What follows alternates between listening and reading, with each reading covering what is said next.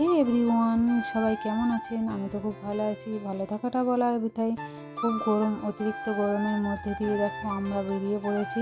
তো অনেক দিন ধরে যাব যাব করে আর যাওয়াই হচ্ছিল না কোনো পরিস্থিতির সামনে চলে আসছিল। তো দেখো সব পরিস্থিতি কাটিয়ে আজকে অবশেষে আমরা চলে যেতে যাচ্ছি মা মনসা মন্দিরে, মানে কাকুরাগাছি মা মনসা মন্দিরে। অনেক দিন ধরে যাওয়ার কথা ছিল, তো কোনোভাবেই বাঁধা পড়ে যাচ্ছিলাম। তো আজকে সমস্ত সব কিছু কাটিয়ে দেখো অবশেষে চলে আসতে পারছি, মানে যেতে পারছি মায়ের কাছে। মা ডাকলে আর কেউ কি আটকে রাখতে পারে? তো দেখো সমস্ত সব কিছু বাঁধা আটকে আজকের আমরা চলে যাচ্ছি। তো আজকে যাব বলে আমরা সকাল 6টার সময় রেডি হয়ে দুজনে বেরিয়ে পড়েছি। বালিগঞ্জ বাস স্ট্যান্ড থেকে হাওড়ার বাস ধরে সোজা হাওড়ায় নেমে হাওড়া থেকে আমরা চলে এসেছি একদম কাকুরাগাছি। সামনেই ওনারা নামিয়ে দিয়েছে। তো কাকুরাগাছি থেকে নেমে একটা গাছ ছিল, বটগাছের পাশ থেকে দেখো আমরা সোজা রাস্তা ধরে চলে যাচ্ছি, একদম সোজা। তো প্রথম যাচ্ছি, তো রাস্তা তো আমাদের কোনো জানা ছিল না। তো একটু আমরা এখানে একজনকে জিজ্ঞাসা করে নিয়েছিলাম, মানে একটা ফল ব্যাপারীকে জিজ্ঞাসা করে নিয়েছিলাম যে কাকু রাস্তাটা কোন দিকে বলবে। তো ওনাদের কাছে জিজ্ঞাসা করার পরে ওনারা বললো সোজা সামনের দিকে চলে যেতে হবে। তো দেখো আমার ননদ একটু ভুল রাস্তা দিয়ে চলে যাচ্ছিলো। তো আবার লোককে জিজ্ঞাসা করলাম, ওনারা বললো সোজা সামনে রাস্তা দিয়ে ধরলে গলি পড়বে, গলির মুখে ওখানে প্লাকার মারা আছে, প্লাকার দেখতে পেলে মানে ওই প্লাকার ধরে ধরে আপনারা চলে যাবেন। তো চলো আমরা দেখছি কোন রাস্তা দিয়ে যাওয়া যায়, কোথায় প্লাকার দেওয়া যায়, দেখতে পাওয়া যায়। তো আমরা সেইটা দেখে যাচ্ছি, খালি বলছি প্লাকার তো আসছে না, মনে হচ্ছে আমরা ভুল রাস্তা দিয়ে যাচ্ছি। মনের মধ্যে দ্বিধা নিয়ে যাচ্ছি, যদি রাস্তা ভুল হয়ে যায় অন্য রাস্তায় চলে যাই। তো অবশেষে দেখো সামনে থেকে একদম মানে গুলিয়ে গেছে যে কোন রাস্তা দিয়ে যাব, 3টে রাস্তা। তো আবার আমার ননদ একজন মিষ্টি দোকানদারের কাছে জিজ্ঞাসা করে নিল কোন রাস্তা দিয়ে যেতে হবে।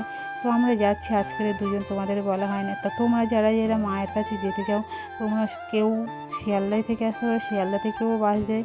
আবার তোমরা যদি চাও বালিগঞ্জের বাস স্ট্যান্ড ধরে যেতে চাও, আবার অনেকে মেট্রো করে যায় শিয়ালদা থেকে মেট্রো করে এলে ফুলবাগান থেকে আবার বাস ধরতে হয়, বাস না সরি, ওখান থেকে একটা রিক্সা ধরে নিলে 15 টাকা ভাড়া নেবে। তো আমরা এখানে বালিগঞ্জ জংশনে নেমে ওখান থেকে বাস স্ট্যান্ড ধরে সোজা হাওড়াতে গিয়েছি। প্রথমবার এসেছি, একটু গুলিয়ে গেছে। তো হাওড়া থেকে ওখানে হাওড়ায় নেমে ওখান থেকে সোজা ফুলবাগানের বাস ধরেছি। ওনাদেরকে বলতে কাকুরাগাছি সামনে নামিয়ে দিয়েছে। দেখো আমরা দেখতে চলে এসেছি, ওখানে প্লাকার দেখা যাচ্ছে, মায়ের প্লাকার মারা। তো অবশেষে আমরা স্বস্তি নিঃশ্বাস ফেললাম যে না, এবার হয়তো মায়ের কাছে পৌঁছাতে পেরেছি, মানে ঠিকঠাক রাস্তায় আসতে হচ্ছে। তো চলে এখান থেকে ফুলও নিয়ে নিলাম কাকুর কাছ থেকে ফুল নিয়ে আমরা সোজা কাকুকে জিজ্ঞাসা করলাম। কাকু বলে সামনের গলিটা দিয়ে তারপরে ওই মোড়ে বেঁকতে হবে। তো দেখো আমরা এই গলিটা দিয়ে ঢুকে আবার এইদিকে বেঁকে অনেকটা হ্যাপা, মানে গলির ভেতর দিয়ে তো অবশেষে দেখতে পেলাম মায়ের মন্দির। তো দেখো মায়ের মন্দিরের পাশে একটা রাধা গোবিন্দ মন্দিরও আছে। তো এই রাধা গোবিন্দ মন্দিরের সোজাসুজি একদম সোজা দিকে চলে গেছে মায়ের। অবশেষে অপেক্ষার অবসান, মায়ের মুখটা দেখতে পাবো ভেবে অনেকটা খুশি হয়ে গেছে। তো দেখো গেট দিয়ে প্রবেশ করছি মায়ের কাছে। এখানে অনেকে মানত করে গেছে, মানে মানতের ঢিল বাঁধা মানসিক করে গেছে। দেখো কি অবস্থা এখানে, মানে কোনো বাঁশ ফাঁকা নেই যে মায়ের মানত করেনি, পুরো একদম ভর্তি হয়ে গেছে সকলে। আজকে যেহেতু রবিবার ছিল, আমরা জানতাম না যে মন্দির বন্ধ থাকিবে, তো সেই জন্য রবিবার এসছে। দেখো এখানে একদম পুরো কেউ নেই, পুরো ফাঁকা। আর ওনারা এখানে ছবি তুলতেও দিচ্ছে না। তো আমি এখানে লুকিয়ে দেখো কিছুটা ভিডিও করে নিয়েছি। আমি মানত করছিলাম মায়ের কাছে।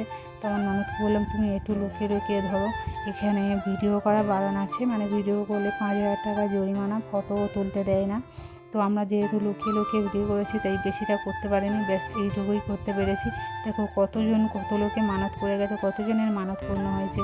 আমরা যেহেতু রবিবার দিনকে গিয়েছি তাই মায়ের মুখটা ভালো করে দর্শন করতে পারিনি, সঙ্গে বন্ধ হয়ে গেছিলো।